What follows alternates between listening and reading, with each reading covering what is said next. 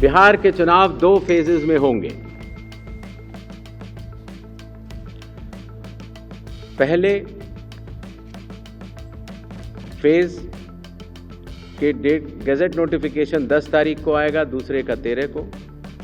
Last date of making nominations पहले phase की 17 को होगी, दूसरे की 20 को।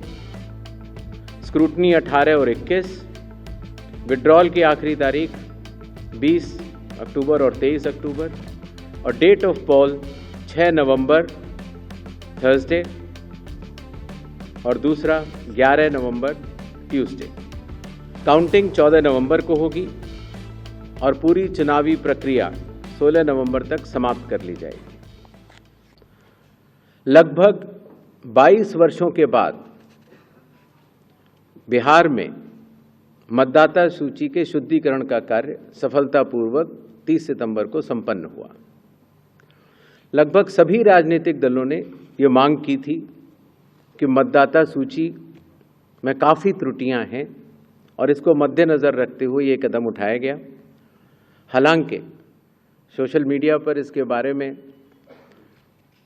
कुछ बढ़ चढ़कर कहा गया, लेकिन सत्यता ये है कि आज की तारीख में बिहार के 243 इलेक्टोरल रजिस्ट्रेशन ऑफिसर्स ने 90,000 बूथ लेवल ऑफिसर्स के साथ मिलकर 1.6 लाख बूथ लेवल एजेंट्स, जो कि 12 मान्यता प्राप्त राजनीतिक दलों ने नियुक्त किए थे, उनके साथ मिलकर इस सूची को शुद्ध करने का बहुत ही सराहनीय काम किया है और बिहार ने देश को ये राह दिखाई है।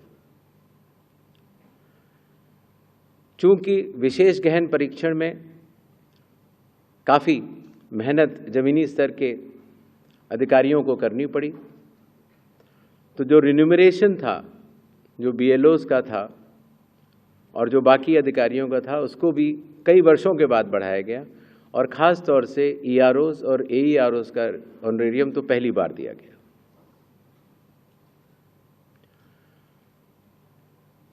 जिन मतदाताओं के नाम सूची में नए जुड़े हैं या जिन मतदाताओं की एंट्रीज में कोई चेंज है, जैसे पता बदल गया, तो ऐसे मतदाताओं को नए वोटर कार्ड दिए जाने हैं।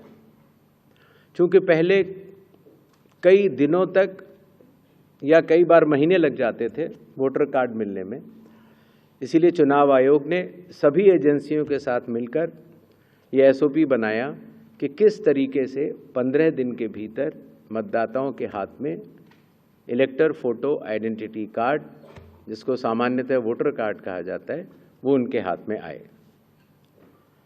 इसी तरीके से जो हमारे बूथ लेवल ऑफिसर्स हैं, जब वो मतदाताओं के घर घर जाते हैं तो उनको भी पहचान पत्र पहली बार चुनाव आयोग ने डिज़ाइन भी किया और उनको दिया भी। बिहार में कुल 243 विधानसभा क्षेत्र हैं। इसमें अनुसूचित जाति के लिए 38 और अनुसूचित जनजाति के लिए 2 रिजर्व्ड हैं। नेक्स्ट, एक ओवरव्यू अगर लिया जाए मतदाताओं का,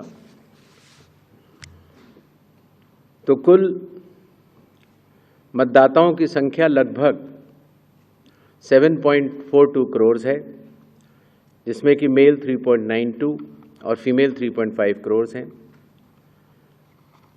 सीनियर सिटीजन्स लगभग 4 लाख हैं। 100 वर्ष की आयु पूर्ण कर चुके मतदाता लगभग 14,000 हैं और फर्स्ट टाइम वोटर्स लगभग 14 लाख हैं। जैसा कि आप सबको विदित है, इस बार चुनाव आयोग ने मतदाताओं की सहूलियत के लिए, उनकी सुविधा के लिए हर मतदान केंद्र पर 1200 से ज़्यादा मतदाता न हो, ऐसा लक्ष्य रखा है। इसके चलते पोलिंग स्टेशंस की संख्या में वृद्धि हुई और अब बिहार में 90,712 पोलिंग स्टेशंस हैं। चुनाव आयोग एक संवैधानिक संस्था है और चुनाव के अपने संवैधानिक कर्तव्य को 2 चरणों में निभाती है। पहला चरण मतदाता सूची बनाना और दूसरा चरण चुनाव कराना। जैसा कि आप सबको पता है, 24 जून 2025 से शुरू हुए विशेष गहन परीक्षण के दौर में मतदाता सूची का शुद्धिकरण किया गया। इन्यूमरेशन का पीरियड 24 जून से 25 जुलाई तक रहा। 1 अगस्त को ड्राफ्ट सूची पब्लिश की गई और सभी राजनीतिक दलों को भी दी गई। 1 अगस्त से लेके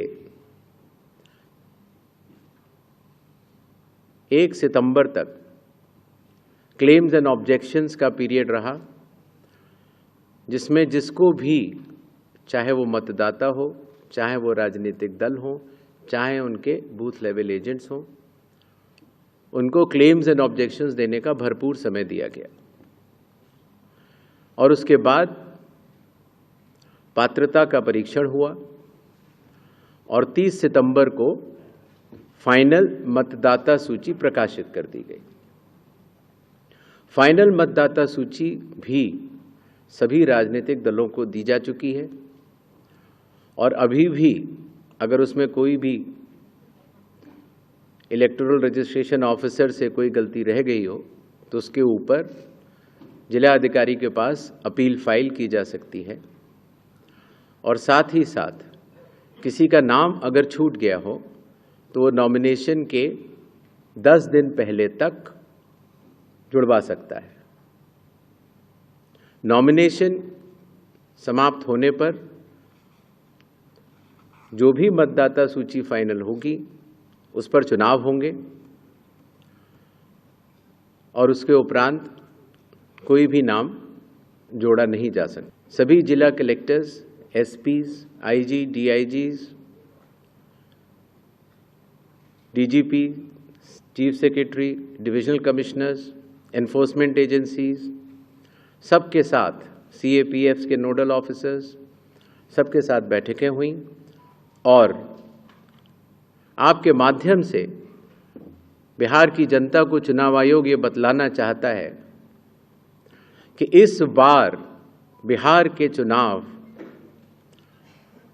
न केवल मतदाताओं के लिए बहुत ही सुगम और सरल होंगे, न केवल पूरी चुनावी मशीनरी तत्परता के साथ मतदाताओं के साथ खड़ी रहेगी,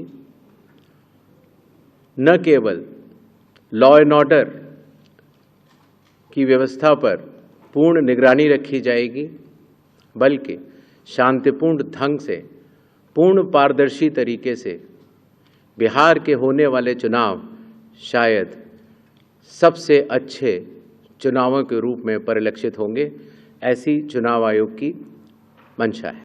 व्हील चेयर की फैसिलिटीज़ भी दी जाएगी और अगर इनमें से कोई भी 85 प्लस के उम्र के अगर लोग हैं या 40% से ज़्यादा जिनकी डिसेबिलिटी है, अगर वो चाहें तो फॉर्म 12D भर सकते हैं और उसके उपरांत उन्हें होम वोटिंग की सुविधा भी दी जाएगी। बिहार के दौरे पर चुनाव आयोग ने जिला मजिस्ट्रेट्स को, सुपरिंटेंडेंट्स ऑफ पुलिस को और सभी एनफोर्समेंट एजेंसीज को सख्त निर्देश दिए हैं, zero tolerance to any violence, no scope for any kind of intimidation और threat to voters or candidates. CAPF will be deployed adequately and in advance as a confidence building measure. All officers to act in absolutely impartial way and easily accessible to all the stakeholders. इसके बारे में मैं आपको बाद में भी बताऊंगा। अगर कोई फेक न्यूज़ या मिस इन्फॉर्मेशन होती है, खास तौर से सोशल मीडिया या किसी भी और प्लेटफॉर्म पर, तो उस मिस इन्फॉर्मेशन को काउंटर किया जाएगा और स्ट्रिक्ट विजिल रखी जाएगी सारे चेक पॉइंट्स पर, जिससे कि ड्रग्स, लिकर और कैश का इलीगल ट्रांजैक्शन न हो पाए।